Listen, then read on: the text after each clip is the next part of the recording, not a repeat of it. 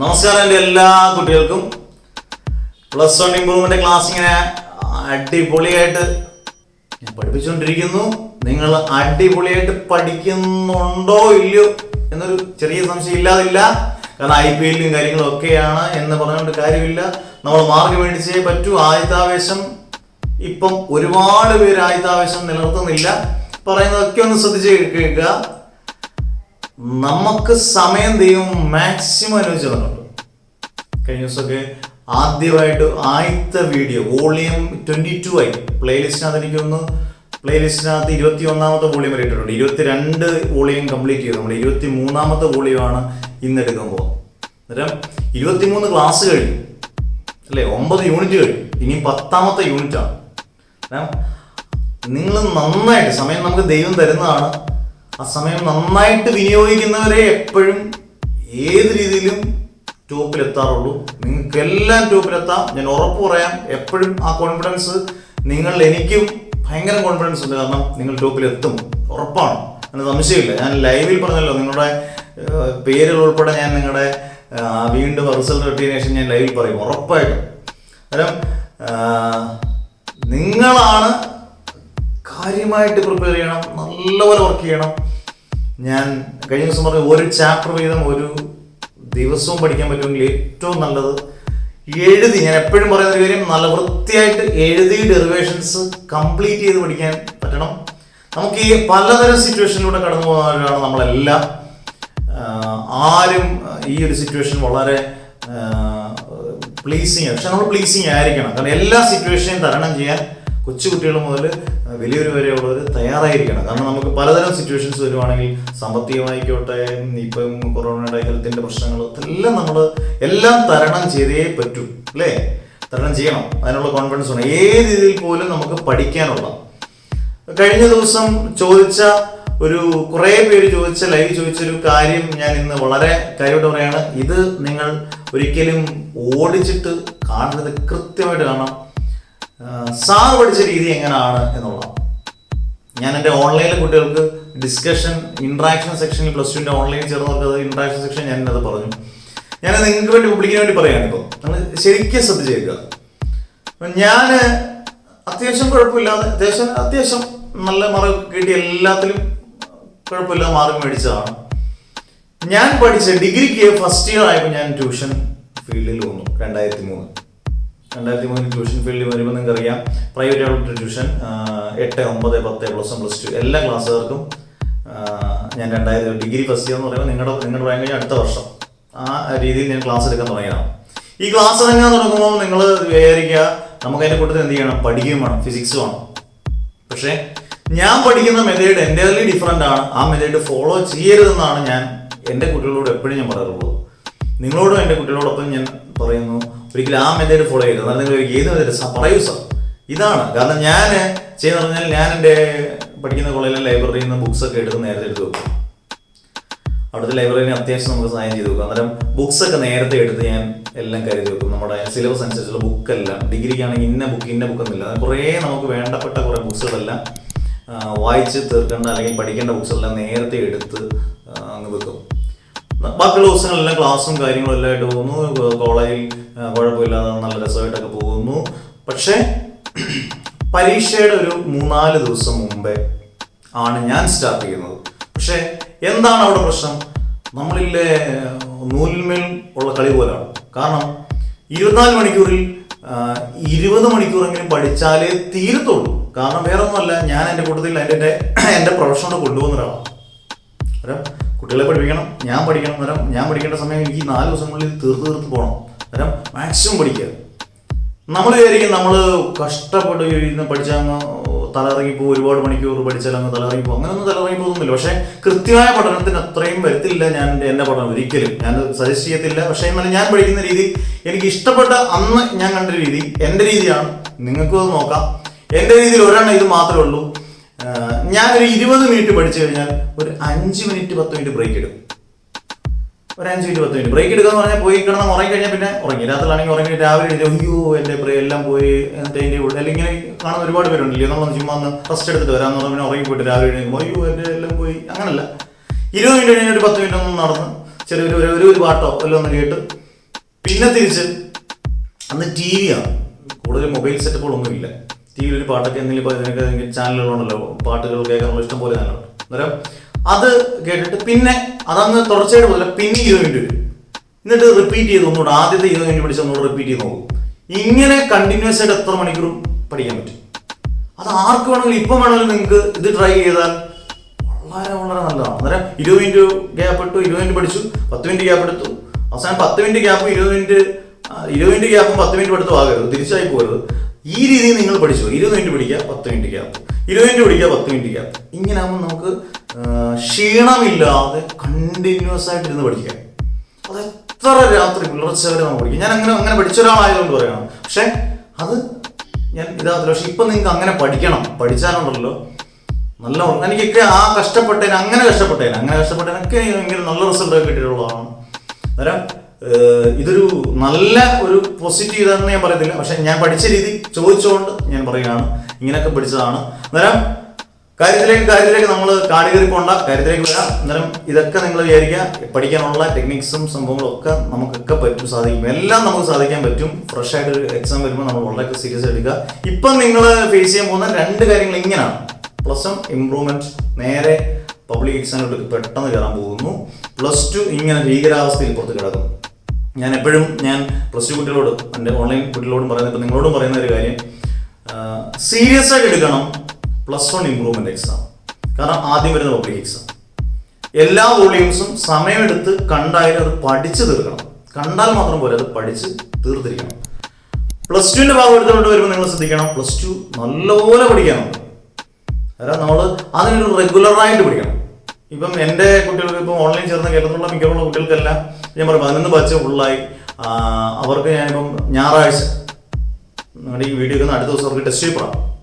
എന്നിട്ട് പുത്തനായിട്ട് ഒരുപാട് കുട്ടികൾ ദിവസവും ചെയ്യുന്നുണ്ട്. ആ കയറുന്ന കുട്ടികളെല്ലാം ഓരോ ബാച്ചിലായിട്ട് ആദ്യമുള്ള എല്ലാ ക്ലാസ്സും നോട്ട്സും കൊടുത്ത് എല്ലാം ഞാൻ തന്നെ മോണിറ്റർ ചെയ്യുന്നു.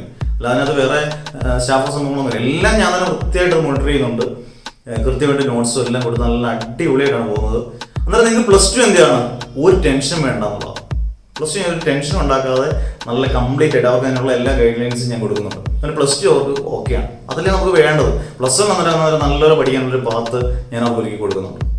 അന്നേരം +1ഉം +2 പഠിക്കാൻ ഒരു പാത്ത് ഒരുക്കി എടുത്ത് നമുക്കൊരു വഴി ആരെങ്കിലും ഒരുക്കി തരുമ്പോഴാണ് നമുക്ക് ആ റൂട്ടിലൂടെ നല്ല പോലെ സഞ്ചരിക്കാം. നല്ല ടാർഗറ്റ് റോഡിലൂടെ ഇങ്ങനെ പോകുന്ന പോലെ നല്ല ഒരു ഇത് പാത്ത് ആരെങ്കിലും ഒന്ന് റെഡിയാക്കി തന്നു കഴിഞ്ഞാൽ, പഠിക്കുന്ന രീതി പറഞ്ഞു കൊടുത്താൽ അതിനകത്തോട് ഈസി ആയിട്ട് നമുക്കിങ്ങനെ കയറിപ്പോൾ.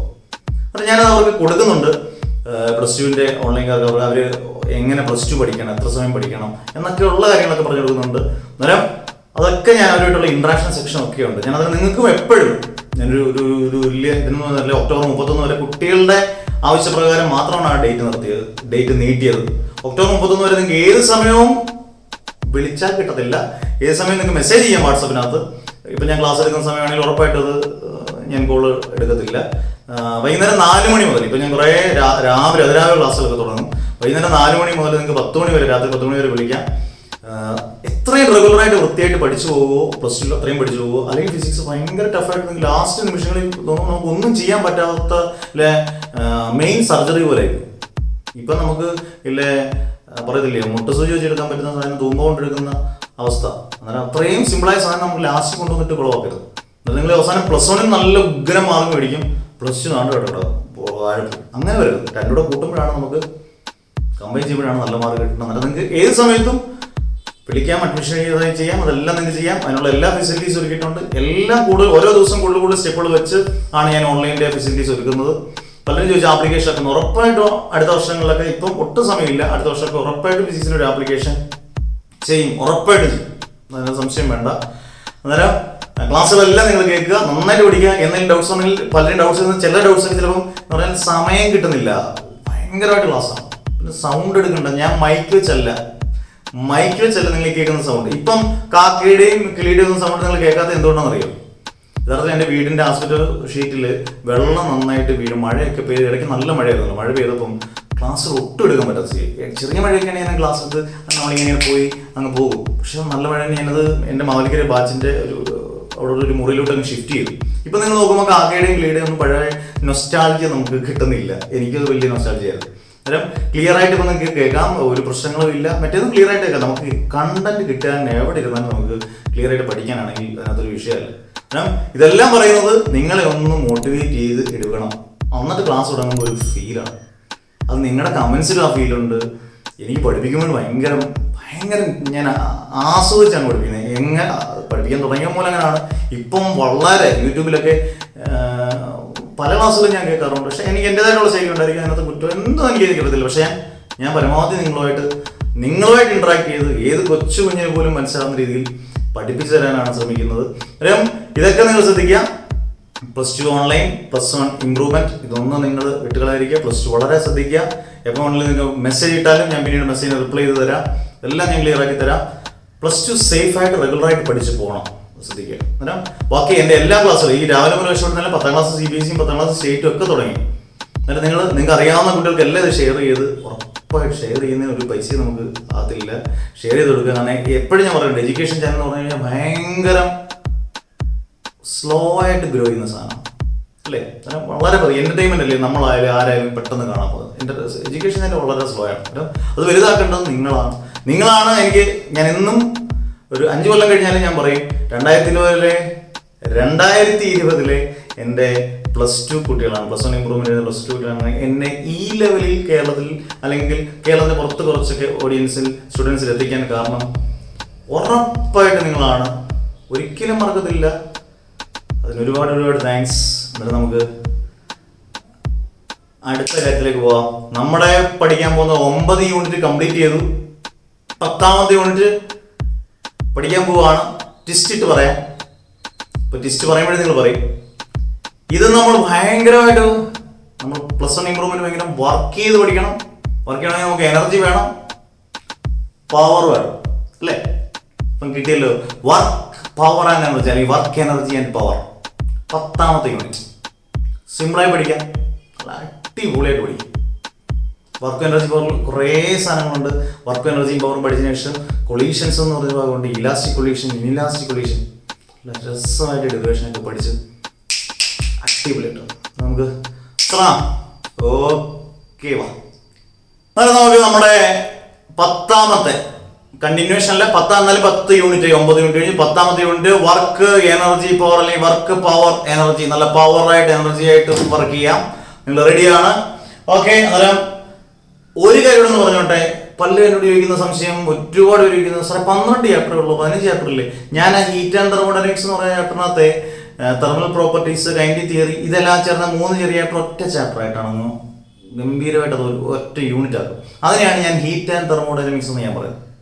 അതും ഇത് കഴിഞ്ഞാൽ മെക്കാനിക്സ് ഓഫ് ഫ്ലൂയിഡ്സ് 2 യൂണിറ്റുകൾ അടിപൊളിയായിട്ട് പഠിക്കാം. അത് നമുക്ക് കയറി പോവാം, പെട്ടെന്ന് കയറി പോവാം മക്കളെ, പെട്ടെന്ന് വർക്ക്. ഈ പാഠം പഠിച്ചു തരുന്നവർ ഇങ്ങനെ എനർജി വേണം കേട്ടോ.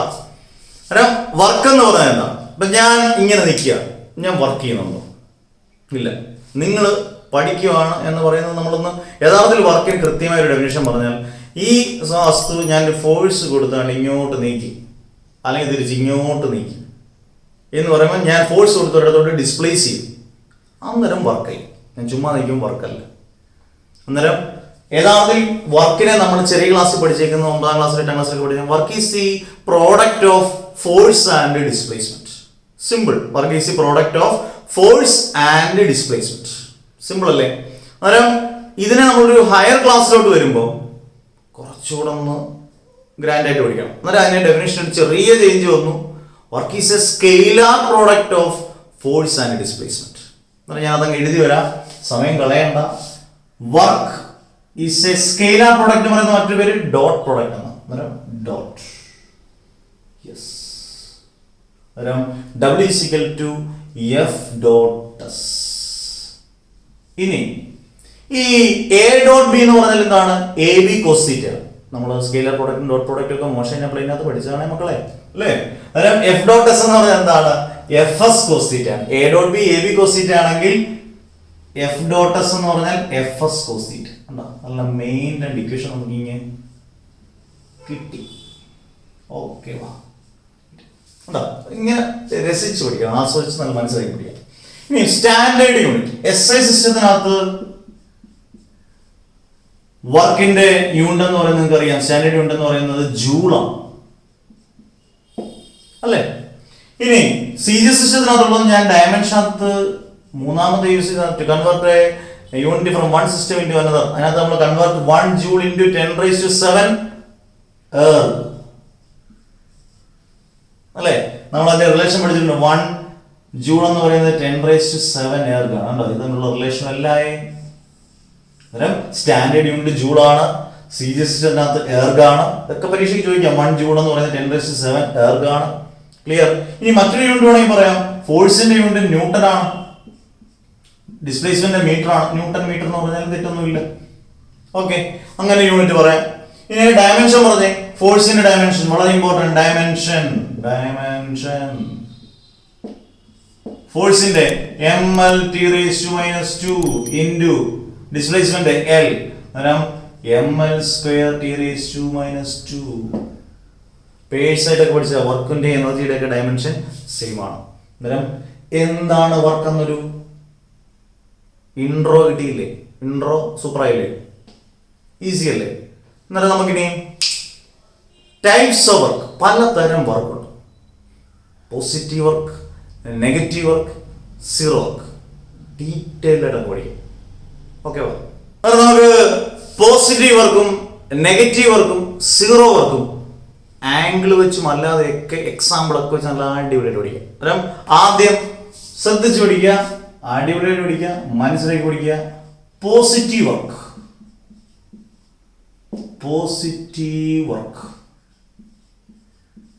വളരെ വളരെ വളരെ പോസിറ്റീവ്. പോസിറ്റീവ് വർക്ക് എന്ന് പറഞ്ഞാൽ ആദ്യം ഇങ്ങനെ ഡെഫിനേഷൻ പറയാം. It means that positive work means that force is in the same direction as that of the displacement. ഫോഴ്സും ഡിസ്പ്ലേസ്മെന്റും അല്ലെങ്കിൽ ഒരു കളി നടക്കത്തില്ല. ഫോഴ്സിന്റെ അതേ ഡയറക്ഷനിലാണ് ഡിസ്പ്ലേസ്മെന്റ് എങ്കിൽ അത് ഏത് വർക്കാണ്? പോസിറ്റീവ് വർക്കാണ്. അന്നേരം force is in the same direction as that of the displacement, it is called a positive work. ഇനി നമ്മുടെ ഈ ഇക്വേഷൻ ഉണ്ടല്ലോ, W is equal to Fs cos theta. Angle വെച്ച് നമുക്കത് പ്രൂവ് ചെയ്ത് കാണിക്കാം. W is equal to Fs cos theta. Theta is less than 90 degree. Less than 90 degree എന്ന് പറയുമ്പോൾ നമുക്ക് തീറ്റ എന്ന് പറയുന്നത് 90 ഡിഗ്രി കട്ടി കുറവ്. 0 ഡിഗ്രി എടുക്കാമല്ലോ, കുഴപ്പമില്ല. 90 ഡിഗ്രി കട്ടി കുറവാണല്ലോ 0. അങ്ങനെയാണെങ്കിൽ W is equal to Fs cos തീറ്റയ്ക്ക് പകരം ഞാൻ 0 എന്ന് കൊടുത്തു. W is equal to Fs cos 0 ഉണ്ടോ? എല്ലാ സ്റ്റെപ്പും എഴുതി കൊച്ചുപിള്ളേരെ പഠിക്കുന്ന പോലെയാണ് എപ്പോഴും പഠിപ്പിക്കുന്നത്. cos 0 എന്ന് പറഞ്ഞു കഴിഞ്ഞാൽ 1. Fs × 1 എന്ന് പറഞ്ഞാൽ Fs. ഇവിടെ പോസിറ്റീവ് അല്ലേ, നെഗറ്റീവ് ഒന്നും ഇല്ലല്ലോ. W is equal to Fs. ഇങ്ങനെ ആംഗിൾ വെച്ച് നമുക്ക് പ്രൂവ് ചെയ്യാൻ ചോദിച്ചിട്ടുണ്ട് പരീക്ഷയ്ക്ക്. W is equal to Fs. അന്നേരം positive work means it is in the same direction as that of the displacement. W is equal to Fs cos theta. Theta is less than, condition മറന്നു പോകരുത്. Theta is less than 90 degree. Theta എത്ര degree കൊടുക്കുക? 0 degree കൊടുക്കുക. For example W is equal to Fs cos 0. W is equal to cos 0 1 ആണ്. W is equal to Fs. Clear? ഇനി ഞാൻ 1-2 example പറഞ്ഞുതരാം. ഒരു വസ്തു താഴോട്ട് വീഴുകയാണ്, ഫ്രീലി ഫോളിംഗ് ബോഡി. അന്നേരം അതിന്റെ ഗ്രാവിറ്റി അങ്ങോട്ട് തന്നെ താഴോട്ടാ. അന്നേരം ഫോഴ്സും ഡിസ്പ്ലേസ്മെന്റും ഒരേ ഡയറക്ഷൻ ആയതുകൊണ്ട് അത് ഏത് വർക്കാണ്? Positive work. എന്നൊരു എക്സാമ്പിൾ നിങ്ങൾ ക്ലിയർ ആയല്ലോ. ഒരു വസ്തു താഴോട്ട് വീഴുമ്പോൾ അതിന്റെ ഗ്രാവിറ്റി എപ്പോഴും താഴോട്ടാണ്. അന്നേരം ഒരു വസ്തു താഴോട്ട് വീഴുന്നു, ഗ്രാവിറ്റിയും സെയിം ഡയറക്ഷൻ ആയതുകൊണ്ട് അത് പോസിറ്റീവ് വർക്ക്. ഒരു സ്പ്രിങ് ഇങ്ങനെ സ്ട്രെച്ച് ചെയ്യും. സ്ട്രെച്ച് ചെയ്യുമ്പം ഞാൻ ഫോഴ്സ് കൊടുക്കുന്ന പോലെ എൻ്റെ എന്തുമുണ്ട്? ഡിസ്പ്ലേസ്മെന്റ് ഉണ്ട്. അന്നേരം അതും ഏത് വർക്കാണ്? Positive work. ഓക്കെ, അന്നേരം പോസിറ്റീവ് വർക്ക് ആയെങ്കിൽ നിങ്ങൾക്ക് ഉറപ്പായിട്ടും ഈസി ആയിട്ട് പറയാം നെഗറ്റീവ് വർക്ക്. നെഗറ്റീവ് വർക്ക് വർക്കൊന്നും ചെയ്യാതിരിക്കുന്നതിനെയാണോ നെഗറ്റീവ് വർക്ക് എന്ന് പറയുന്നത്? അല്ല, ചുമ്മാ എന്തെങ്കിലും എഴുതാൻ പറ്റത്തില്ല. നെഗറ്റീവ് വർക്ക് എന്ന് പറയുമ്പോഴും force is in the opposite direction that of the displacement. ഫോഴ്സും ഡിസ്പ്ലേസ്മെന്റും ഓപ്പോസിറ്റ് ഡയറക്ഷൻ ആയിരിക്കണം. അന്നേരം നമുക്ക് ഇങ്ങനെ ആദ്യം ഈ മെയിൻ ഇക്വേഷൻ ഇങ്ങനെ എഴുതാം. W is equal to Fs cos theta. Force is in the direction opposite to that of the displacement. Main equation angle വെച്ച് പ്രൂവ് ചെയ്ത് കാണിക്കാം. നെഗറ്റീവ് വർക്ക് ക്ലിയർ ആയിട്ട്. W is equal to Fs cos theta. Theta greater than 90 degree. Greater than 90 degree എന്ന് പറഞ്ഞാൽ 180 degree എടുത്ത് നോക്കാം.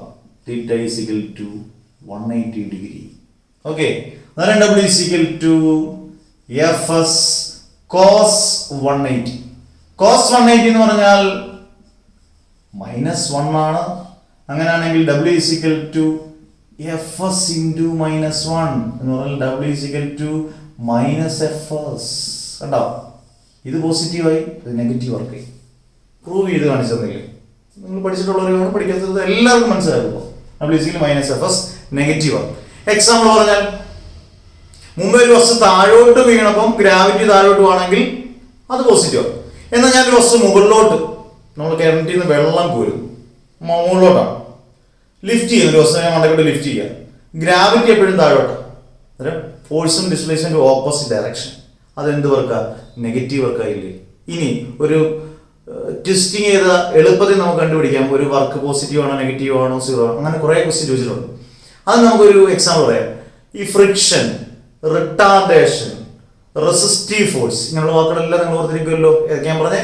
Friction, work done by friction, work done by resistive force, അല്ലെങ്കിൽ retardation. ഇങ്ങനെ എന്തെങ്കിലും വാക്കുകൾ വന്നാൽ, ഒരു ക്വസ്റ്റ്യനകത്ത് വന്നാൽ, വിച്ച് ടൈപ്പ് ഓഫ് വർക്ക് എന്ന് ചോദിച്ചാൽ നെഗറ്റീവ് വർക്ക്. കണ്ണും കൂട്ടി അടിച്ചേക്കണം, എന്ത് വർക്കാണ്? Negative work.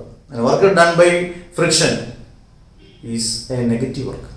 Work done by resistive force is a negative work. നമ്മൾ പോസിറ്റീവ് വർക്ക് പഠിച്ചു, നെഗറ്റീവ് വർക്ക് പഠിച്ചു, ആംഗിൾ വെച്ച് പ്രൂവ് ചെയ്തു. ഇനി ഒരെണ്ണം ഉണ്ടല്ലോ, എന്തായാലും അതൊരു വർക്ക് തന്നെ ആണോ ഇല്ലയോ നമുക്ക് നോക്കാം. Zero work. പേരുടെ മഷീൽ ഫീൽ ചെയ്യാം. സീറോ വർക്ക് ക്ലിയർ ആണെന്നുണ്ടല്ലോ അല്ലേ? സീറോ വർക്ക് എന്ന് പറഞ്ഞാൽ force is in the direction perpendicular to the displacement. Force is in the direction perpendicular to the displacement പറയുന്ന പേരാണ് സീറോ വർക്ക്. നമുക്ക് ഇക്വേഷൻ വെച്ച് അങ്ങനെ ചെയ്യാം. W is equal to fs cos theta. Perpendicular എന്ന് പറഞ്ഞാൽ വളരെ ഈസി. എത്ര ഡിഗ്രി? 90 ഡിഗ്രി. അന്നേരം W is equal to fs cos 90. cos 90 എന്ന് പറഞ്ഞാൽ 0. W is equal, ഇതൊന്നും തെറ്റിപ്പോരുത്, എല്ലാം അറിഞ്ഞിരിക്കണം കേട്ടോ. W is equal to fs into 0. W is equal to 0. അതിന്റെ വർക്കൊന്നും ചെയ്തില്ല കണ്ടോ? പ്രൂവ് ചെയ്ത് ആംഗിൾ വെച്ചും പ്രൂവ് ചെയ്യും. അത് ചുമ്മാ അല്ല നമ്മൾ W is equal to fs cos theta എടുത്ത്. അന്നേരം ഡിഫറെന്റ് ടൈപ്സ് ഓഫ് വർക്ക്. ഇനി സീറോ വർക്കിന്റെ എക്സാമ്പിൾ പറഞ്ഞേ.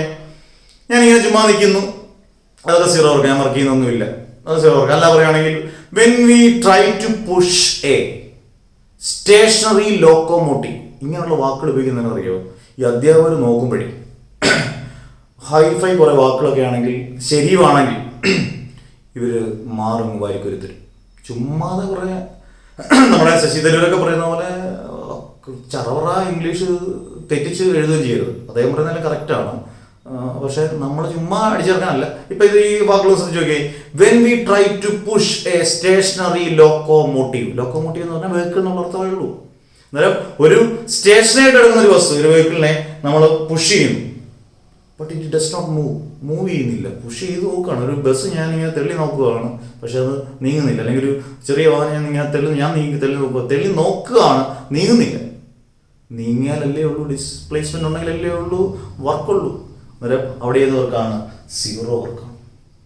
അന്നേരം ഇങ്ങനെയുള്ള വാക്കുകളൊക്കെ ചിലയിടത്ത് ഭയങ്കരമായിട്ട് ഉപയോഗിക്കും. കാരണം വേവ്സിനകത്ത് ഞാൻ പഠിപ്പിച്ചവൻ പറഞ്ഞു, വേവ്സിന്റെ ഡിസ്റ്റർബൻസിന് പറയുന്ന മറ്റൊരു വാക്കാ പെട്രുബറേഷൻ. എന്തുവാ? പെട്രുബറേഷൻ. പറഞ്ഞപ്പോൾ നിങ്ങൾ നോക്കുന്നുണ്ടായി. ശരിക്കും നോക്കിയത് പെട്രുബറേഷൻ എന്ന് പറഞ്ഞാൽ ഡിസ്റ്റർബൻസ് എന്നാണ്.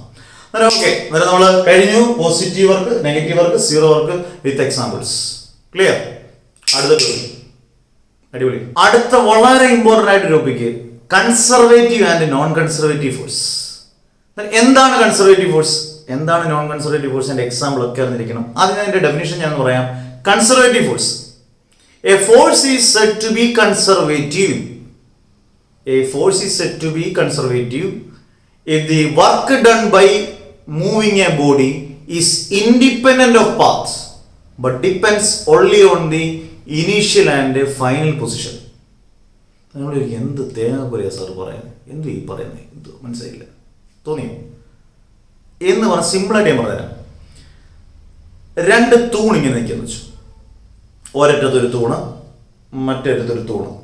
എ എന്ന് പറഞ്ഞൊരു തൂണിന് ഞാൻ പേര് കൊടുത്തു, ബി എന്ന് പറഞ്ഞൊരു തൂണിന് പേര് കൊടുത്തു. അതാണ് എ എന്ന് പറയുന്ന തൂണ് ഇനീഷ്യൽ പൊസിഷൻ, ബി എന്ന് പറയുന്ന ഫൈനൽ പൊസിഷൻ. ഈ കൺസർവേറ്റീവ് ഫോഴ്സ് ആണെങ്കിൽ ഈ രണ്ടാൾക്കാരെ ഡിപ്പെൻഡ് ചെയ്യും. ഇതിനൊക്കെ എയും ബിയും. അതിനിടയിലുള്ളൊരു വഴിയുണ്ടല്ലോ, പാത്തിനെ വർക്ക് ഡിപ്പെൻഡ് ചെയ്യത്തില്ല. ഇപ്പം ഞാൻ അതുവഴി നടന്നാൽ മാത്രമേ ഇവിടെ വർക്കാവൂ, അല്ലെങ്കിൽ അവിടെ വർക്കില്ല, അല്ലേ? അന്നേരം രണ്ട് തൂണ് പോലെ രണ്ടുപേരും ഇങ്ങനെ നിന്നിട്ട് അവിടെ വർക്കുണ്ടെന്ന് പറയാൻ പറ്റുമോ? ഇല്ല. അന്നേരം കൺസർവേറ്റീവ് ഫോഴ്സ് എപ്പോഴും ഡിപ്പെൻഡ് ചെയ്യുന്നത് ഇനീഷ്യൽ പൊസിഷനെയും ഫൈനൽ പൊസിഷനാണ്. ഇറ്റ് ഈസ് ഇൻഡിപെൻഡന്റ് ഓഫ് പാത്തിനെ ഡിപ്പെൻഡ് ചെയ്യുന്നില്ല. അതുകൊണ്ട് വളരെ ഇമ്പോർട്ടൻ്റ് ആയിട്ടൊരു പോയിന്റ് ഉണ്ട്, അണ്ടർലൈൻ ചെയ്ത് വൃത്തിയായിട്ട് പഠിക്കണം. Total work done by a conservative force is 0.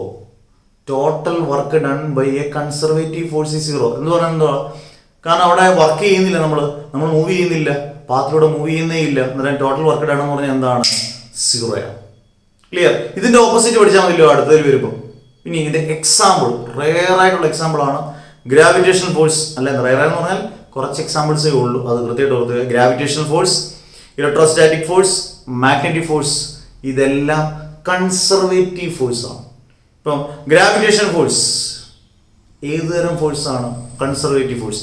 Magnetic force conservative force ആണ്. ആപ്ലിക്കേഷൻ ക്വസ്റ്റിനൊക്കെ പല രീതിയിൽ അത് ക്വസ്റ്റ്യൻ ചോദിച്ചിട്ടുണ്ട്, അതൊക്കെ നിങ്ങൾക്ക് നോക്കുമ്പോൾ മനസ്സിലാവും.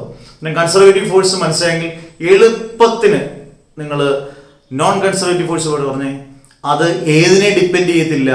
ഇനീഷ്യൽ പൊസിഷനെ. A force is set to be conservative if it does not, അല്ലെങ്കിൽ if it is independent of initial and final position but depends only on the paths. അങ്ങനെ അവിടെ വർക്ക് ചെയ്തു. കാരണം നമ്മൾ അങ്ങോട്ടും ഇങ്ങോട്ട് നടക്കാമെന്ന് വിചാരിക്കും. എക്സാമ്പിൾ പറയുന്നത്, അങ്ങോട്ടും ഇങ്ങോട്ട് നടന്നു, അവിടെ വർക്ക് ചെയ്യും. അന്നേരം it is independent of initial and final position but depends only on the paths. അന്നേരം ടോട്ടൽ വർക്ക് ഡൺ എന്ന് പറയുമ്പോൾ ഇത്ര ഒരു വാല്യൂ പറയാനില്ല, നമുക്ക് പറയാൻ പറ്റത്തില്ല. പക്ഷെ ഇങ്ങനെ പറയാം, total work done by a non conservative force is not 0. ഒരിക്കലും എന്തായി മാറത്തില്ല? 0 ആകത്തില്ല. അന്നേരം വളരെ ഇമ്പോർട്ടൻറ്റ്. അന്നേരം കൺസർവേറ്റീവ് ഫോഴ്സ് അറിയാമെങ്കിൽ നേരെ ഓപ്പോസിറ്റ് അടിച്ചാൽ മതി, നോൺ കൺസർവേറ്റീവ് ഫോഴ്സ് ആയി. പക്ഷേ എക്സാമ്പിൾ ഓർക്കുക.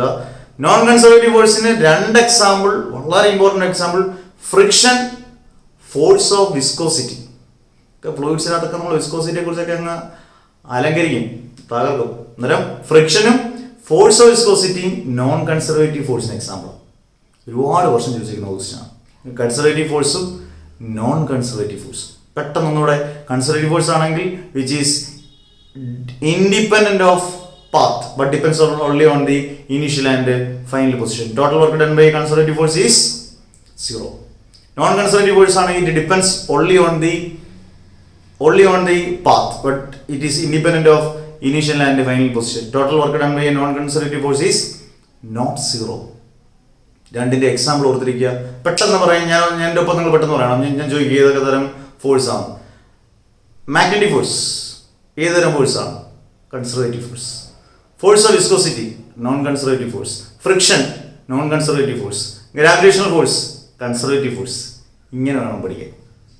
ഓക്കെ, അന്നേരം ക്ലിയർ ആയല്ലോ conservative force, non conservative force. ഇനി നമുക്ക് അടുത്ത ടോപ്പിക്കോട്ട്. ഓക്കെ വാ, അടുത്ത ടോപ്പിക്ക് നമ്മൾ നിസ്സാരമായിട്ട് കാണുന്ന ടോപ്പിക്കാണ്. നമ്മൾ പഠിക്കേണ്ട എന്നാൽ വളരെ ഇമ്പോർട്ടൻ്റ് ആയ ടോപ്പിക്കാണ്. Work done by a constant force, graphical method. അത് കഴിഞ്ഞിട്ട് work done by a variable force. നമുക്ക് ഡീറ്റെയിൽഡ് ആയിട്ട് പറയാം. ചിന്ന കാര്യങ്ങളേ ഉള്ളൂ, വളരെ കുറച്ച് കാര്യങ്ങളുള്ളൂ, ഈസി ആയിട്ട് പഠിക്കുകയും ചെയ്യാം. നോക്കാം. ആദ്യം work done by a constant force, graphical method. അതായത് ആദ്യമേ ഞാൻ നിങ്ങളോട് പറയാം, ഏറ്റവും ശ്രദ്ധിക്കേണ്ട ഒരു കാര്യം, ഒരു ഗ്രാഫിന് 2 ആക്സിസ് ആണ്, നമുക്കറിയാം. എക്സ് ആക്സിസ് ഉണ്ട്, വൈ ആക്സിസ് ഉണ്ട്. ഒരു ഫോഴ്സും ഡിസ്പ്ലേസ്മെന്റും വെച്ചൊരു ഗ്രാഫ് വരയ്ക്കുമ്പോൾ ശ്രദ്ധിച്ചു കേൾക്കണം. ഒരു ഫോഴ്സും ഡിസ്പ്ലേസ്മെന്റും വെച്ച് ഒരു ഗ്രാഫ് വരയ്ക്കുമ്പോൾ displacement along the x axis ആയിരിക്കണം, എപ്പോഴും മാറ്റം വരത്തില്ല. ഇപ്പൊ velocity time graph, time along the x axis and velocity along the y axis, അതിന് മാറ്റമേ ഇല്ല. ഏത് ഗ്രാഫ് എടുത്താലും വെലോസിറ്റി ടൈം ഗ്രാഫ്. അതുപോലെ ഫോഴ്സ് ഡിസ്പ്ലേസ്മെന്റ് ഗ്രാഫ് വരയ്ക്കുമ്പോൾ നിങ്ങൾ ഏറ്റവും ശ്രദ്ധിക്കേണ്ടത് displacement along the x axis and force along the y axis. അത് ക്ലിയർ ആയിരിക്കണം. അന്നേരം work done by a constant force, graphical method. ഈ കോൺസ്റ്റന്റ് ഫോഴ്സ് എന്ന് പറഞ്ഞാൽ അറിയാം, ഇപ്പം എല്ലാം 2 ന്യൂട്ടൺ ആണെന്ന് ചോദിക്കും. ഇതൊരു കോൺസ്റ്റന്റ് ഫോഴ്സാണ്. അല്ല, ന്യൂട്ടൺ എന്ന് പറഞ്ഞ ഫോഴ്സിന്റെ യൂണിറ്റാണ്. പക്ഷെ ഇത് ഏത് തരം ഫോഴ്സാണ്? നിങ്ങൾക്ക് ഇങ്ങനെ ക്വസ്റ്റ്യൻ ഉണ്ട്, ഗ്രാഫ് ഒക്കെ വരയ്ക്കാനൊക്കെ ഉള്ളതുകൊണ്ട്. ഇത് കോൺസ്റ്റന്റ് ആണ്, നമുക്കറിയാം, കാണുമ്പോൾ എല്ലാം കോൺസ്റ്റന്റ് വാല്യൂ ആണ്. ഇത് 2 ന്യൂട്ടൺ 4 ന്യൂട്ടൺ 6 ന്യൂട്ടൺ. ഇത് കോൺസ്റ്റന്റ് ഫോഴ്സ് ആണോ? അല്ല, വേരിയബിൾ ഫോഴ്സ്. വേരിയബിൾ. ഇത് കോൺസ്റ്റന്റ് ഫോഴ്സ്. മനസ്സിലായോ? ഇങ്ങനെ നമുക്ക് ഈ പ്രോബ്ലം ഒക്കെ വരുമ്പോഴും ഗ്രാഫ് ഒക്കെ വരുമ്പോഴും ഒക്കെ നമുക്ക് ശ്രദ്ധിക്കുന്നത് കോൺസ്റ്റന്റ് ഏതാണ് വേരിയബിൾ ഏതാണ് ഏകദേശം ഒരു ചെറിയൊരു ഐഡിയ പറഞ്ഞതാണ്. അപ്പൊ നമുക്ക് ഗ്രാഫിലോട്ട് കയറാം. Work done by a constant force. നോക്കിയേ, OX x axis, OY y axis. നമുക്ക് ഫോഴ്സ് ഡിസ്പ്ലേസ്മെന്റ് ഗ്രാഫ് ആണെന്ന് പെട്ടെന്ന് മനസ്സിലാക്കാൻ. Displacement along the x axis and force along the y axis. The graph is a straight line. AB is a straight line ആണ് നമുക്ക് കിട്ടുന്നത്. പിന്നെ അത് join ചെയ്യുന്നേ ഉള്ളൂ. Graph is a straight line which is parallel to the ഇതിന് parallel ഇതാണല്ലോ, which is parallel to the displacement axis അല്ലെങ്കിൽ x axis, which is parallel to the displacement axis അല്ലെങ്കിൽ x axis. നോക്കി, ആദ്യം ഗ്രാഫ് വരച്ചു, എന്നിട്ട് നമ്മൾ ഗ്രാഫിന്റെ ഷേപ്പ് പറയുകയാണ്. The graph AB is a straight line which is parallel to the displacement axis അല്ലെങ്കിൽ x axis. OA represents F. OA കിട്ടാനുള്ളത് ഫോഴ്സ് F ആണ്. OC represents S. അങ്ങനെയാണെങ്കിൽ വർക്ക് എന്ന് പറഞ്ഞാൽ ഫോഴ്സ് ഇൻറ്റു ഡിസ്പ്ലേസ്മെന്റ്. അടുത്ത W is F into S. ഞാൻ പറഞ്ഞ അവിടെ ഡോട്ട് പ്രോഡക്റ്റ് വേണമെന്ന് നിർബന്ധമില്ല, കാരണം നമ്മൾ 9ാം ക്ലാസ്സിൽ പഠിച്ചെടുത്ത് ഡോട്ട് പ്രോഡക്റ്റ് ഒന്നും ഇല്ല. അത് രണ്ടും പല രീതിയിൽ നമുക്ക് യൂട്ടിലൈസ് ചെയ്യാൻ ഉപയോഗിക്കാൻ പറ്റും. അതായത് W is F into S. W is to F-ന് പകരം നമുക്ക് OA എന്ന് കൊടുക്കാം, OA into S-ന് പകരം നമുക്ക് OC എന്ന് കൊടുക്കാം. അന്നേരം OA into OC എന്ന് പറഞ്ഞാൽ ഒരു റെക്ടാംഗിളിന്റെ ഏരിയ അല്ലേ. അന്നേരം നോക്കി, W is to area of a rectangle. Rectangle എങ്ങനെ എടുക്കുന്നത്? OABC. ഇത്രയേ ഉള്ളൂ. അന്നേരം ഒരു കോൺസ്റ്റന്റ് ഫോഴ്സിൽ നിന്ന് നമുക്ക് കിട്ടുന്ന ഏരിയ എന്ന് പറയുന്നത് ഏതിന്റെ ഏരിയ ആണ്? Area of a rectangle. വളരെ വളരെ വളരെ വളരെ important. Area of a rectangle OABC. ഇത്രയും കാര്യങ്ങളുള്ളൂ work done by a constant force. Clear ആയി? കോൺസ്റ്റന്റ് ഫോഴ്സ് പറഞ്ഞാൽ 2 ന്യൂട്ടൺ 2 ന്യൂട്ടൺ 2 ന്യൂട്ടൺ അല്ലെങ്കിൽ 4 newton 4 newton 4 newton 5 newton 5 newton 5 newton ഇതെല്ലാം കോൺസ്റ്റന്റ് ആണ്. 2 ന്യൂട്ടൺ 3 ന്യൂട്ടൺ 4 ന്യൂട്ടൺ 5 ന്യൂട്ടൺ അതെല്ലാം വേരിയബിൾ ഫോഴ്സ്. ഓക്കെ, അന്നേരം ഇത് കഴിഞ്ഞു. അടുത്ത work done by a variable force. ഇതൊക്കെ ചെറിയ ചെറിയ കാര്യങ്ങളാണ്. നോക്കിയേ, OY എന്ന് പറയുന്നത് സ്ട്രെയിറ്റ് ലൈൻ. അതിനകത്ത് 2 പോയിന്റ്സ് എയും ബി. എയുടെ ഡിസ്പ്ലേസ്മെന്റ് ആണ് x1, ബിയുടെ ഡിസ്പ്ലേസ്മെന്റ് ആണ് x2. എയുടെ ഡിസ്പ്ലേസ്മെന്റ്, എയുടെ പൊസിഷൻ ആണ് x1 അങ്ങനെ പറഞ്ഞാൽ മതി. ബിയുടെ പൊസിഷൻ ആണ് x2. എക്കും ബിക്കും ഇടയിലുള്ള ചെറിയ ഡിസ്പ്ലേസ്മെന്റ് ആണ് dx. അങ്ങനെ എടുക്കുക. ഓക്കെ, OY എന്ന് പറയുന്ന സ്ട്രെയിറ്റ് ലൈൻ, എയുടെ പൊസിഷൻ x1, ബിയുടെ പൊസിഷൻ x2, എക്കും ബിക്കും ഇടയിലുള്ള ചെറിയ ഡിസ്പ്ലേസ്മെന്റ് dx. ഇവിടെയുള്ള വേരിയബിൾ ആയിട്ടുള്ള ഫോഴ്സ്, എപ്പോഴും വേരിയബിൾ ഫോഴ്സ് ഇങ്ങനെ ആരോ മാർക്ക് ഇട്ടായിരിക്കും കാണിക്കുന്നത്. ഉദാഹരണം, നിങ്ങൾ ചെറിയ ക്ലാസ് പഠിച്ചില്ലേ, കപ്പാസിറ്റർ. സാധാരണ കപ്പാസിറ്റർ ഇങ്ങനെ, വേരിയബിൾ കപ്പാസിറ്റർ ആണ് ഇങ്ങനെ കൊടുക്കും. റെസിസ്റ്റർ ഇങ്ങനെ കൊടുക്കുമ്പോൾ അത് വേരിയബിൾ റെസിസ്റ്ററായി. ഇങ്ങനെ ആരോ ഇട്ടൊരു ഫോഴ്സ് F എന്ന് കൊടുക്കുകയാണെങ്കിൽ അത് വേരിയബിൾ ഫോഴ്സ്. അന്നേരം ഇതൊരു വേരിയബിൾ ഫോഴ്സ് ആണ്. അന്നേരം OY എന്ന് പറയുന്ന സ്ട്രെയിറ്റ് ലൈൻ, എയും ബി 2 പോയിന്റ്സ്, എയുടെ പൊസിഷൻ ആണ് x1, ബിയുടെ പൊസിഷൻ ആണ് x2, എക്കും ബിക്കും ഇടയിലുള്ള ഡിസ്പ്ലേസ്മെന്റ് dx, വേരിയബിൾ ആയിട്ടുള്ള ഫോഴ്സ് F. സിമ്പിൾ. സാധാരണ equation W is F dot S. Force എന്ന് പറയുന്നത്, വർക്ക് എന്ന് പറയുന്നത് force dot product of force and displacement. രണ്ടും രണ്ട് രീതിയിൽ തന്നെ എടുത്തിരിക്കുന്നത് സെയിം ആണ്. ഇനി ചെറിയൊരു വർക്കാണ് ചെയ്യുന്നത്. ഇവിടെ ചെറിയ വർക്കാണെങ്കിൽ W എന്നുള്ളത് dW ആകും, is equal to force into F. അതുപോലെ ഡോട്ട് dx എന്ന് പറഞ്ഞാൽ എക്കും ബിക്കും ഇടയിലുള്ള ചെറിയ ഡിസ്പ്ലേസ്മെന്റ് ആണ് dx. അതിൽ നിന്ന് പലർക്കും അറിയത്തില്ല. W is equal എന്ന് പറയുമ്പോൾ എല്ലാവരും പറയും W എങ്ങനെ കണ്ടുപിടിക്കണ്ടേ? W is equal to F dot dx by d എന്നാണ്. അല്ല, ഒരു 2 എക്സാമ്പിൾ കണ്ടു. dx is equal to 2. Simple ആയിട്ടാണ്.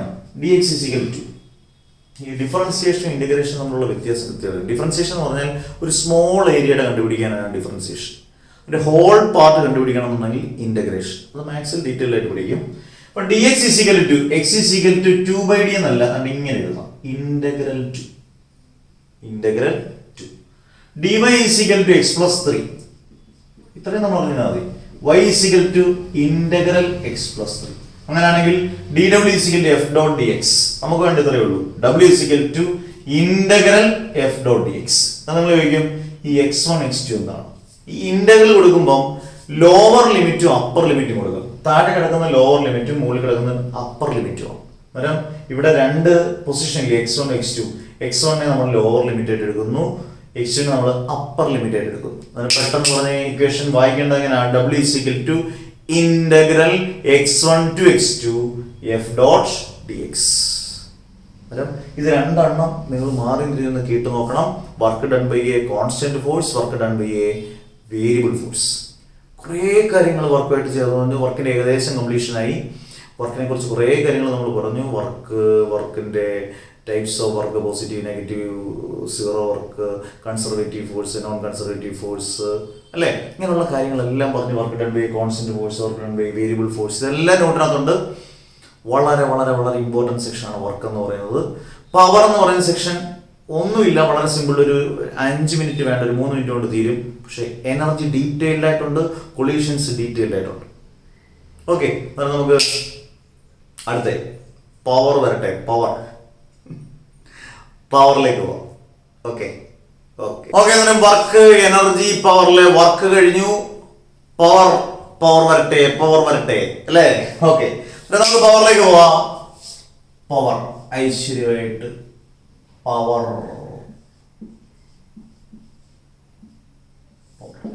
ഡിനോട്ട് ചെയ്യുന്ന പി. സിമ്പിൾ, 2 മിനിറ്റ് കൊണ്ട് തീരും. പവർ എന്നതിനെ കുറിച്ച് ഡീറ്റെയിൽഡ് സ്റ്റഡി നിങ്ങൾക്ക് ഇല്ല. എന്താണ് power? Work done in 1 second. ഒരു യൂണിറ്റ് ടൈമിൽ ചെയ്യുന്ന വർക്കിനെ പറയുന്ന പേരാണ് പവർ എന്ന് പറയുന്നത്. സിമ്പിൾ ആയിട്ട് power is equal to work by time. Work done in unit time അല്ലെങ്കിൽ യൂണിറ്റ് സെക്കൻഡ്, അതിനെ പറയുന്ന പേരാണ് power. Power is equal to work by time. Standard യൂണിറ്റിന് മുമ്പേ നമുക്ക് എല്ലാവരും യൂണിറ്റ് എഴുതാമല്ലോ. വർക്കിന്റെ യൂണിറ്റ് എന്തുവാണ്? ജൂൾ ബൈ ടൈമിന്റെ സെക്കൻഡ്, അതായത് joule per second or joule second raise to -1. Standard unit വളരെ വളരെ ഇമ്പോർട്ടന്റ്. പവറിന്റെ തെറ്റിപ്പോകരുത്. വാട്ട്, WATT ആണ് പവറിന്റെ സ്റ്റാൻഡേർഡ് യൂണിറ്റ് എന്ന് പറയുന്നത്. വാട്ട് ആണ്. ഡയമെൻഷനോട് അങ്ങ് പറഞ്ഞു പോവാം. വർക്കിന്റെ ഡയമെൻഷൻ എന്താണ്? വർക്കിന്റെ ഡയമെൻഷൻ ml² t⁻² ബൈ ടൈമിന്റെ t⁻1. മുകളിൽ പോയി കഴിയുമ്പോൾ ml² t⁻² ഇൻറ്റു t⁻1. മുകളിൽ പോയി കഴിഞ്ഞാൽ t⁻−1. അതായത് ml² t⁻3. ഡയമെൻഷൻ ഓർത്ത് വെച്ചേക്കണം. ഡയമെൻഷൻ പവറിന്റെ വളരെ ഇമ്പോർട്ടൻ്റ് ആണ്. അന്നേരം എന്താണ് പവർ? ഞാൻ പറഞ്ഞു work done in unit time. Power is equal to work by time, അല്ലേ? സ്റ്റാൻഡേർഡ് യൂണിറ്റ് എന്ന് പറയുന്നത് വാട്ട് ആണ്. മറ്റൊരു യൂണിറ്റ് എന്ന് പറയുന്നത് joule per second, joule second raise to -1 ആണ്. ഡയമെൻഷൻ ക്ലിയർ ആയ ഡയമെൻഷൻ. വർക്കിന് ml² t⁻2 ബൈ ടൈമിന് t മുകളിൽ കഴിഞ്ഞാൽ t⁻−1, ml² t⁻3. ഓക്കെ, ഇനി പവർ കഴിഞ്ഞു. പവറിന്റെ പ്രാക്ടിക്കൽ യൂണിറ്റ്സ്, അത് പ്രോബ്ലത്തിൽ ചോദിക്കാം. പ്രാക്ടിക്കൽ യൂണിറ്റ്സ് ഓഫ് പവർ അത്ര എളുപ്പമാണ് പഠിക്കാൻ. Practical units of power. Practical units ഏറ്റവും important. First one horsepower, കുതിരശക്തി. നമ്മൾ വണ്ടിയുടെ ഒക്കെ ഹോഴ്സ് പവർ പറയും, horsepower. Second one kilowatt, KW. നമ്മൾ അറിഞ്ഞിരിക്കേണ്ടത് എത്രയാണ്? 1 ഹോഴ്സ് പവർ എന്ന് പറഞ്ഞാൽ എത്ര വാട്ടാണ്?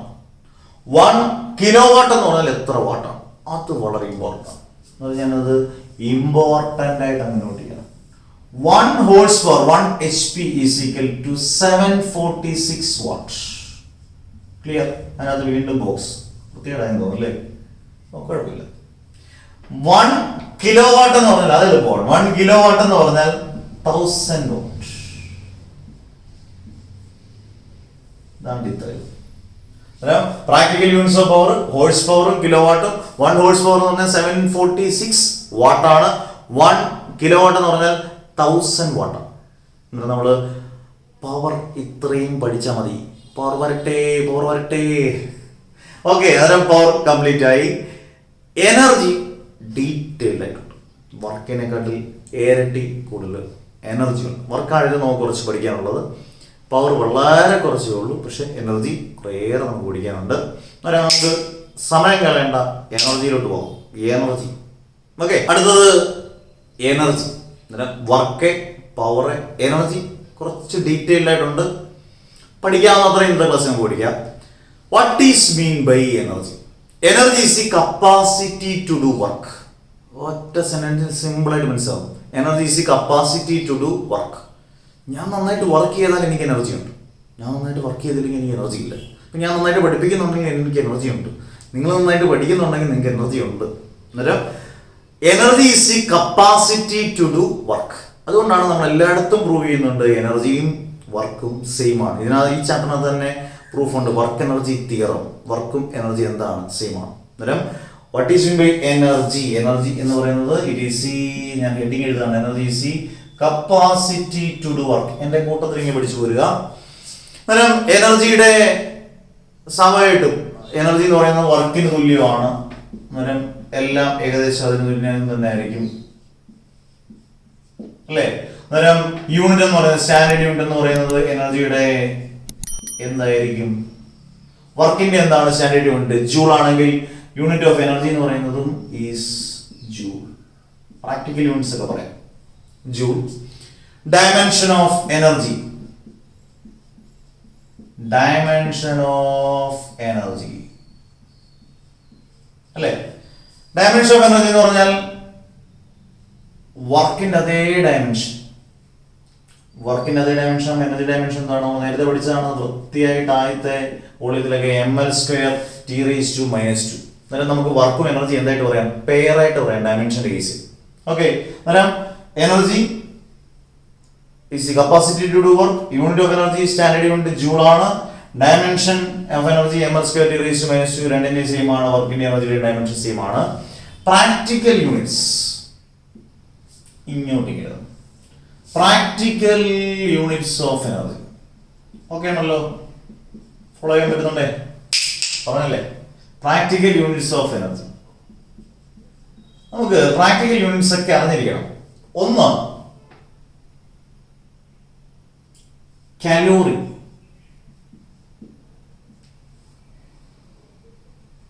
രണ്ട് കിലോ ജൂൾ.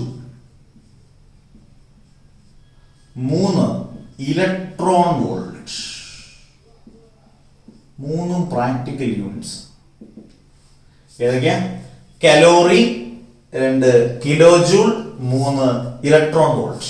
1 കലോറി എന്ന് പറഞ്ഞാൽ 4.2 ജൂളാണ്. ഓർത്തോണം, ജൂളിലോട്ട് കൺവേർട്ട് ചെയ്യാണ്. 1 കിലോ ജൂൾ എന്ന് പറഞ്ഞാൽ 1000 ജൂളാണ്. അതെളുപ്പം. 1 ഇലക്ട്രോൺ വോൾട്ട് എന്ന് പഠിച്ചാൽ ഇപ്പൊ പ്ലസ് 2 ഒക്കെ പഠിക്കുന്നുണ്ടെങ്കിൽ കൃത്യമായിട്ട് ഇലക്ട്രോൺ വോൾട്ട് 1 ഇലക്ട്രോൺ വോൾട്ട് എന്ന് പറഞ്ഞാൽ ഡെഫിനിഷൻ പഠിക്കാനുണ്ട്. 1.6 × 10⁻⁻19 കൂളംബ് അല്ല, ജൂളാണ്. അത് ഞാൻ എല്ലാത്തിനെയും കൺവേർട്ട് ചെയ്തേ ഈസി ആയിട്ട്. നോക്കി, അന്നേരം പ്രാക്ടിക്കൽ യൂണിറ്റ്സ് ഓഫ് എനർജി വയ്ക്കുവാണെങ്കിൽ കലോറി പറയാം, ജൂള് പറയാം, കിലോ ജൂൾ പറയാം, ജൂളല്ല കിലോ ജൂൾ പറയാം, ഇലക്ട്രോൺ വോൾട്ട് എന്ന് പറയാം. 1 കലോറി എന്ന് പറയുന്നത് 4.2 ജൂൾ ആണ്. 1 കിലോ ജൂൾ എന്ന് പറഞ്ഞാൽ 1000 ജൂൾ ആണ്. 1 ഇലക്ട്രോൺ വോൾട്ട് എന്ന് പറഞ്ഞാൽ 1.6 × 10⁻⁻19 ജൂൾ ആണ്. അന്നേരം പ്രോബ്ലത്തിനകത്തൊക്കെ കൺവേർട്ട് ചെയ്യാൻ ചോദിച്ചാൽ നമ്മൾ പതറിപ്പോകരുത്, പിടിച്ചേക്കണം. അന്നേരം ഇത്രയും ക്ലിയർ ആയല്ലോ. ഇനി നിങ്ങൾ അറിയാവുന്ന വളരെ സിമ്പിളായ കാര്യം, വേരിയസ് ഫോംസ് ഓഫ് എനർജി. എത്ര ടൈപ്പ് എനർജിയാണുള്ളത് അല്ലേ? Mechanical energy, kinetic energy, potential energy, solar energy, geothermal energy, അങ്ങനെ അങ്ങോട്ട് heat energy, internal energy, nuclear energy, ഇഷ്ടം പോലെ ടൈപ്പ് ഓഫ് എനർജി. എല്ലാം പലതരം എനർജിയാണ് അല്ലേ? സൗണ്ട് എനർജി, ലൈറ്റ് എനർജി, എന്തൊക്കെ എനർജിയാണ്. അന്നേരം തൊടുതും പിടിക്കുന്ന എല്ലാ എനർജിയും. ഞാൻ കുറേ എനർജി നോട്ട്സ് അതുണ്ട്. 2-3 എനർജി, ഒരെണ്ണം ഇന്റേണൽ എനർജിയാണ്. ഇന്റേണൽ എനർജി, കാരണം ഇന്റേണൽ എനർജി നമുക്ക് ഹീറ്റ് ആൻഡ് തെർമോഡൈനാമിക്സ് അത് ആവശ്യം. What is mean by internal energy? Follow me, ശരിക്കും ശ്രദ്ധിച്ചിരിക്കുക. ഇന്റേണൽ എനർജി എന്ന് പറയുന്നത് it is the sum of kinetic energy and potential energy. Kinetic എനർജിയുടെയും പൊട്ടൻഷ്യൽ എനർജിയുടെയും സമ്മിനെ പറയുന്ന പേരാണ് internal energy. What is mean by internal energy? It is the sum of kinetic energy and potential energy. Internal energy is equal to kinetic energy plus potential energy. Clear ആയല്ലോ? പിന്നെ mass energy. Mass energy എന്ന് പറയുന്നതാണ് according to Einstein's mass energy relation equation വളരെ important role ചോദിക്കും. E is equal to mc square where EC energy and MEC mass. C വളരെ important velocity of light. പ്രോബ്ലത്തിൽ ചിലപ്പോൾ നിങ്ങൾക്ക് അതിന്റെ വാല്യൂ എടുത്തില്ല. Velocity of light പട്ടാന്ന് പറയണം 3 × 10⁻. പല ക്ലാസ്സിൽ ഞാൻ ഇത് പറഞ്ഞിട്ടുള്ളതാണ്, മറക്കരുത്, അടിതരും കേട്ടോ. 3 × 10⁸ m/s. 3 × 10⁸ m/s ആണ് velocity of light. Velocity sound ആണ് നമ്മൾ ഡോപ്ലർ എഫക്റ്റിലൊക്കെ പഠിച്ച 340 m/s. 340 m/s. Velocity of light എന്ന് പറയുന്നത് 3 × 10⁸ m/s. ഇത് മാസ് എനർജി റിലേഷൻ E=mc². ഇനിയും വളരെ ഇമ്പോർട്ടൻ്റ് ആയ സാധനമുണ്ട്, ന്യൂക്ലിയർ എനർജി. ശ്രദ്ധിച്ചേക്കണം, എളുപ്പമാണ്. ന്യൂക്ലിയർ എനർജി എന്ന് പറഞ്ഞാൽ ന്യൂക്ലിയസിൽ ഒരു ന്യൂക്ലിയസ് എടുക്കുവാണെങ്കിൽ, ഇതിപ്പോൾ ഒരു ന്യൂക്ലിയസ് ആണ്, ഈ ന്യൂക്ലിയസിൽ ബൈൻഡ് ചെയ്യുന്ന ഇതിനകത്തുള്ള ചെറിയ പാർട്ടിക്കിൾസിനെ പറയുന്ന ഒരു ന്യൂക്ലിയോൺസ് എന്നാണ്. ഈ ന്യൂക്ലിയോൺസ് എല്ലാം കൂടെ ബൈൻഡ് ചെയ്യുന്ന കിട്ടുന്ന സ്ട്രോങ് ആയിട്ടുള്ള ഒരു എനർജിയാണ് ന്യൂക്ലിയർ എനർജി. അന്നേരം വളരെ സ്ട്രോങ് എനർജി, ന്യൂക്ലിയോൺസ് തമ്മിൽ ബൈൻഡ് ചെയ്യുമ്പോൾ കിട്ടുന്ന സ്ട്രോങ് ആയിട്ടുള്ള എനർജിയാണ് ന്യൂക്ലിയർ എനർജി. നമ്മുടെ വിഷയം അതല്ല. ന്യൂക്ലിയർ എനർജിയെ നമുക്ക് രണ്ടായിട്ടൊക്കെ തിരിക്കാം, nuclear fission, nuclear fusion. Nuclear ഫിഷനും ന്യൂക്ലിയർ ഫ്യൂഷനും എന്താണ് ഈ ഈസി ആയിട്ട് പഠിക്കുക. ഫിഷൻ എന്ന് പറഞ്ഞാൽ എന്താണ്? ഫിഷന്റെ അർത്ഥം തന്നെ, മീനിങ് എന്ന് പറഞ്ഞാൽ സ്പ്ലിറ്റിംഗ് എന്നാണ്. അന്നേരം നിങ്ങളൊരു വലിയ ന്യൂക്ലിയസ് വേണം, ഒരു വലിയ ചോക്ക് എടുക്കുക. ആ ചോക്കിനെ നിങ്ങൾ 2-3 കഷ്ണങ്ങളായിട്ട് മാറ്റുക. അന്നേരം സ്പ്ലിറ്റിംഗ് അപ്പോൾ heavier chalk into 2 or more lighter pieces of chalk, ഇങ്ങനെയൊക്കെ പറയാം. അതുപോലെ തന്നെ ന്യൂക്ലിയർ ഫിഷൻ എന്ന് പറഞ്ഞാൽ ദി സ്പ്ലിറ്റിംഗ് അപ്പോൾ ഹെവിയർ ന്യൂക്ലിയസ്, വലിയൊരു ന്യൂക്ലിയസിനെ into 2 or more lighter nuclei. ന്യൂക്ലിയസിന്റെ പ്ലൂറലാണ് ന്യൂക്ലിയസ്. സ്പ്ലിറ്റ് ചെയ്ത് കഴിയുമ്പോൾ ന്യൂക്ലിയൈ ആയിട്ട് മാറും. അതിനെ പറയുന്നവരാണ് nuclear fission. What is meant by nuclear fission? The splitting up of heavier nucleus into 2 or more lighter nuclei is known as nuclear fission. Then what is meant by nuclear fusion? Nuclear fusion തിരിച്ച് ഈ ചെറിയ ചോക്കുകൾ എല്ലാം കൂടെ ചേർത്ത് the combining of 2 or more lighter chokes into heavier chalk. ചെറിയ nuclear എല്ലാം കൂടെ ചേർന്ന് വലിയ ന്യൂക്ലിയസ് ആക്കും. അന്നേരം ഫ്യൂഷന്റെ ഫ്യൂസി എന്ന് പറയുന്നതിനെ കമ്പൈൻ ചെയ്യുക. അന്നേരം ന്യൂക്ലിയർ ഫ്യൂഷൻ എന്ന് പറഞ്ഞാൽ the combining of 2 or more lighter nuclei to form heavier nucleus is known as nuclear fusion. കറക്റ്റായിട്ട് അറിഞ്ഞിരിക്കണം, ചോദിച്ചിട്ടുണ്ട് പരീക്ഷയ്ക്ക്. ന്യൂക്ലിയർ ഫിഷനും ന്യൂക്ലിയർ ഫ്യൂഷൻ നിങ്ങൾ ഒരു ഹോംവർക്കായിട്ട് എന്തെങ്കിലും എടുക്കുക. ഹൈഡ്രജൻ ബോംബും ആറ്റം ബോംബിൻ്റെയും പ്രിൻസിപ്പിൾ എന്താണ്? യൂട്യൂബിനകത്ത് അല്ലെങ്കിൽ വാട്സാപ്പിനകത്ത് ആൻസർ ചെയ്താൽ മതി. ഹൈഡ്രജൻ ബോംബ് ഏത് വെച്ച് വർക്ക് ചെയ്യുന്നു? Nuclear fission or nuclear fusion. Atom bomb ഏത് വെച്ച് വർക്ക് ചെയ്യുന്നു? Nuclear fission or nuclear fusion. ഫിഷനാണോ ഫ്യൂഷനാണോ? ഏതൊക്കെ? ആറ്റം ബോംബും ഹൈഡ്രജൻ ബോംബും. അന്നേരം ഇത്രയും ഓർത്തു. വേരിയസ് ഫോംസ് ഓഫ് എനർജി നമ്മൾ വളരെ ഇമ്പോർട്ടൻ്റ് ആയിട്ടുള്ള കുറേ എനർജി ഉണ്ടെങ്കിൽ നമ്മൾ ഇന്ത്യൻ എനർജി പറഞ്ഞു, ഐൻസ്റ്റീൻ്റെ മാസ് എനർജി പറഞ്ഞു, ന്യൂക്ലിയർ എനർജി പറഞ്ഞു. അതിനകത്ത് ന്യൂക്ലിയർ ഫിഷൻ വളരെ ഇമ്പോർട്ടൻറ്റ്, ന്യൂക്ലിയർ ഫ്യൂഷൻ വളരെ ഇമ്പോർട്ടൻറ്റ്. ഒരു കാര്യം കൂടെ ഞാൻ പറയുകയാണ്, law of conservation of energy. നമുക്കൊരു പൂർത്തീകരിക്കുമ്പോൾ നല്ലൊരു ബിൽഡപ്പ് ചെയ്ത് പൂർത്തീകരിക്കും.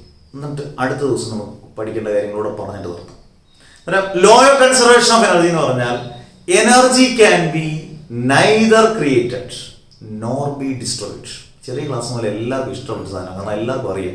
പക്ഷെ ഇവിടെ വരെയൊക്കെ പലരും അറിയത്തുള്ളൂ. Energy can be neither created nor be destroyed. Energy നമുക്ക് നിർമ്മിക്കാനോ നശിപ്പിക്കാനോ സാധിക്കത്തില്ല. But it can be transformed from one form to another. കാരണം അതൊരു ഫോമിൽ നിന്ന് മറ്റൊരു ഫോമിലോട്ട് മാറിക്കൊണ്ടേയിരിക്കും.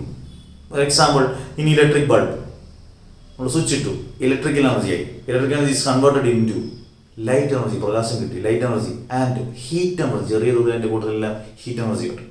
അന്നേരം ഒരു ഫോമിൽ നിന്ന് ഇലക്ട്രിക്കൽ എനർജിയിൽ നിന്നത് ലൈറ്റ് എനർജിയിലോട്ടും ഹീറ്റ് എനർജിയിലോട്ടും മാറി. അന്നേരം what is the law of conservation of energy? ഒന്നും നമുക്ക് മിക്സ് ചെയ്യാൻ പറ്റത്തില്ല. കറക്റ്റ് ലോ ആയിരിക്കണം, പെർഫെക്റ്റ് ആയിരിക്കണം. എന്താണ്? Energy can be neither created nor be destroyed, but it can be transformed from one form to another. Clear? അന്നേരം ഇനി നമുക്ക് കുറേ കാര്യങ്ങൾ എനർജി പഠിക്കാനുണ്ട്. വളരെ ഡീറ്റെയിൽഡ് ആയിട്ട് kinetic energy, potential energy, kinetic എനർജിയുടെ derivation, half m e square കിട്ടിയതിൻ്റെ ഡെറിവേഷൻ പഠിക്കണം. വർക്ക് എനർജി തിയറം, അതിൻ്റെ പ്രൂഫ് പഠിക്കണം. വളരെ വളരെ ഇമ്പോർട്ടൻ്റ് ആണത്. പിന്നെ illustration of freely falling body അല്ലെങ്കിൽ ലോ ഓഫ് കൺസർവേഷൻ ഓഫ് എനർജിയുടെ പ്രൂഫ്, ഒരു ബോളിൻ്റെ 3 ഹൈറ്റൊക്കെ വെച്ചിട്ടുള്ള കാര്യങ്ങൾ വളരെ വളരെ ഇമ്പോർട്ടൻ്റ് ആണ് ആ question. Potential energy of a stretched spring, അത്രയോടെ കഴിയുമ്പോൾ എനർജി കംപ്ലീറ്റ് ആയി. പിന്നെ നമ്മൾ കൊളീഷൻസിലോട്ട് അടുത്ത ചാപ്റ്ററിൽ ഏകദേശം നമുക്ക് വർക്ക് എനർജി പോറൊന്ന് കംപ്ലീറ്റ് ചെയ്യാൻ നോക്കാം മാക്സിമം. അന്നേരം 10 യൂണിറ്റോളം നമ്മൾ കംപ്ലീറ്റ് ആക്കുന്നു. ഒപ്പം നിങ്ങൾ ഓടി എത്തുന്നില്ല, അതാണ് ഗ്രാവിറ്റേഷൻ ഒക്കെ കണ്ട് ശരിക്കും വരുന്നതേ ഉള്ളൂ. പതുക്കെ എല്ലാവരും കയറി സ്റ്റെപ്പൊക്കെ കയറി വരുന്നേ ഉള്ളൂ. നന്നായിട്ട് പഠിക്കുക, വളരെ എനർജിയോടുകൂടി പഠിക്കുക. നല്ല പവർ വരട്ടെ, അടിപൊളിയായിട്ട് പഠിക്കണം. ഒരു സംശയമില്ല, +1 ഇമ്പ്രൂവ്മെന്റ് തകർത്ത് പഠിക്കണം. ആവേശം ചോരരുത്. ഞാൻ കഷ്ടപ്പെടുന്നു ഞാൻ പറയുന്നത് എൻ്റെ ശരിക്കും കഷ്ടപ്പെടുന്നുണ്ട്, സത്യം പറഞ്ഞാൽ ശരിക്കും കഷ്ടപ്പെടുന്നുണ്ട്. അതുപോലെ നിങ്ങൾ കഷ്ടപ്പെടണം, അതുപോലെ വർക്ക് ചെയ്യണം. കാരണം ഇത് +1 +2ൻ്റെ കൂട്ടത്തിൽ എല്ലാ നോർമൽ റെഗുലർ ക്ലാസ്സിൻ്റെ കൂട്ടത്തിൽ എക്സ്ട്രാ ആണ് ഇത് നിങ്ങൾക്ക് തരുന്നത്. അപ്പോൾ മാക്സിമം വർക്ക് ചെയ്യുക. എല്ലാ കുട്ടികളും നല്ല മാർക്ക് മേടിക്കണം. എപ്പോഴും പറയുന്ന പോലെ നല്ല മാർക്ക് മേടിക്കുക. അടുത്ത ദിവസം നമുക്ക് ബാക്കിയുള്ള ടോപ്പിക്കുകളെല്ലാം ഇത് വോളിയം 23 ആണ്, അടുത്ത വോളിയം 24 ആണ്. വോളിയം കയറി പോകും. 2 ചാപ്റ്റർ, അത് കഴിഞ്ഞാൽ 2 യൂണിറ്റേ ഉള്ളൂ. മെക്കാനിക്സ് ഓഫ് ഫ്ലൂയിഡ്സും ഹീറ്റ് ആൻഡ് തെർമോഡൈനാമിക്സും എല്ലാം നിങ്ങൾ നന്നായിട്ട് പഠിച്ചോളുക. പഠിച്ച് തീർത്ത് വെച്ചേക്കണം. ഇനിയും ഇങ്ങനെ മാറ്റി വെക്കുന്ന പ്രവണത നല്ലതല്ല. നന്നായിട്ട് പഠിക്കട്ടെ. എല്ലാവിധ വിഷസ്. അന്നേരം സ്കൂളിൽ നിട്ടുന്നില്ല. ഓക്കെ, അന്നേരം ഓൺലൈൻ +2 ക്ലാസ്സുകൾ വേണ്ടവരെല്ലാം കോൾ ചെയ്യണം, മെസ്സേജ് ചെയ്യുക, കോൾ ചെയ്യുക. അഡ്മിഷൻ പെട്ടെന്ന് ഒക്ടോബർ 31 ഞാൻ ക്യാൻസൽ ചെയ്യും, അവിടെ ചേർത്തും. എത്രയും പെട്ടെന്ന് അഡ്മിഷൻ വേണ്ടവരെല്ലാം, ക്ലാസ് ഇഷ്ടപ്പെടുന്നവരെല്ലാം അഡ്മിഷൻ ചെയ്ത് നല്ല വൃത്തിയായിട്ട് ഒരുപാട് കാര്യങ്ങൾ കിട്ടും. സംശയം വേണ്ട. അന്നേരം ഓക്കെ, കൂടുതൽ സമയം കളയുന്നില്ല. നിങ്ങൾ നന്നായിട്ട് പഠിക്കുക. ഓക്കെ, അതാണ് നമ്മുടെ ലക്ഷ്യം. ഓക്കെ, അന്നേരം പവർ വരട്ടെ. Okay, bye, see U.